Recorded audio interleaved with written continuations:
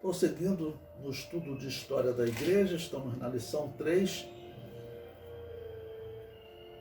Bom, agora vamos para o item 2 do material didático, a destruição de Jerusalém e os manuscritos do Mar Morto.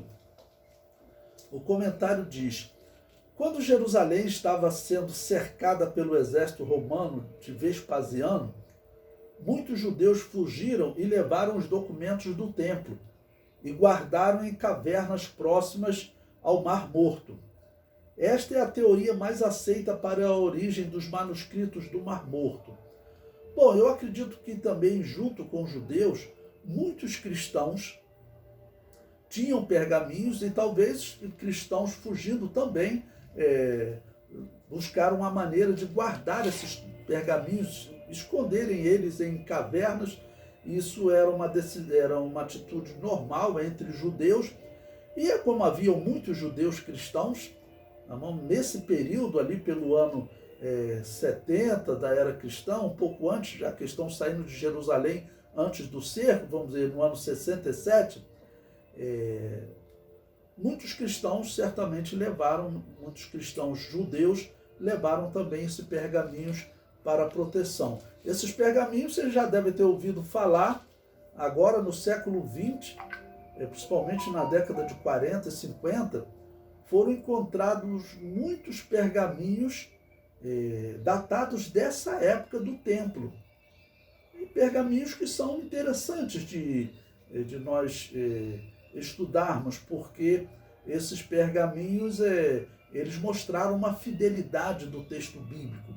Esses pergaminhos que foram guardados ali, eles, quando foram encontrados agora no século XX, tinha pergaminho ali 1000 anos mais velho do que o pergaminho mais velho que a humanidade tinha, a igreja tinha, né? A igreja possuía.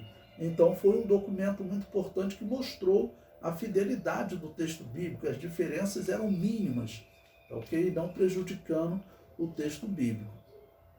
Então, nesse período, ocorre esse crescimento da igreja,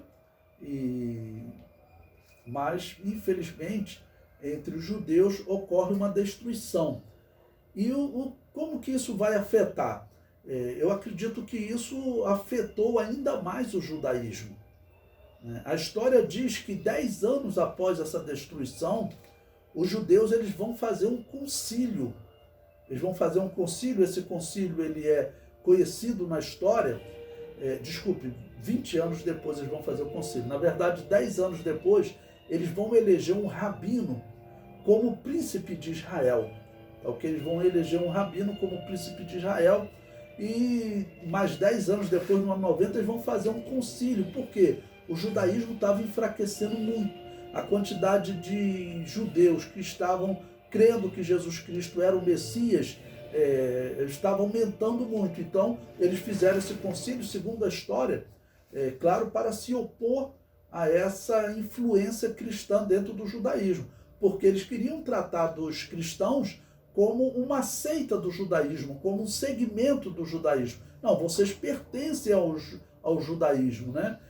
Normalmente os judeus, eu já vi até em livros de história judeus, eles chamavam os cristãos de nazarenos, como um grupo dentro do judaísmo, assim como havia saduceus, fariseus. Eles queriam que os cristãos fossem um grupo do judaísmo, mas, claro, a crença dos cristãos não tinha como conciliar com o judaísmo, porque a crença cristã o Messias profetizado no Antigo Testamento veio, ele é Jesus.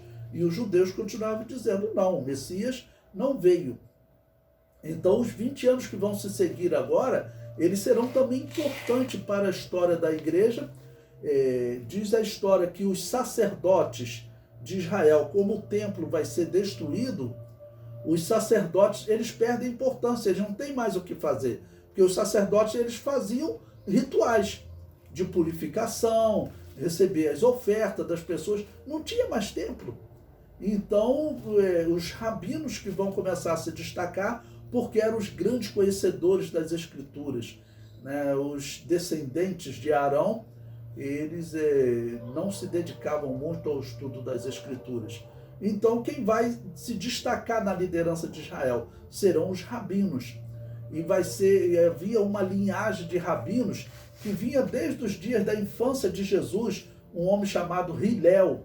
Então, os filhos dele, os descendentes dele, como Gamaliel também era descendente de Hilel, um descendente dele vai ser colocado como príncipe entre os judeus, vai ser chamado em hebraico de Nassi, tá ok? Então, esse aqui é um período em que o judaísmo ele tem um enfraquecimento ainda maior, porque muitos judeus estão crendo que Jesus é o Cristo. E isso, infelizmente, vai gerar uma oposição dos judeus, dos rabinos principalmente, criticando e separando, tentando separar o judaísmo do cristianismo.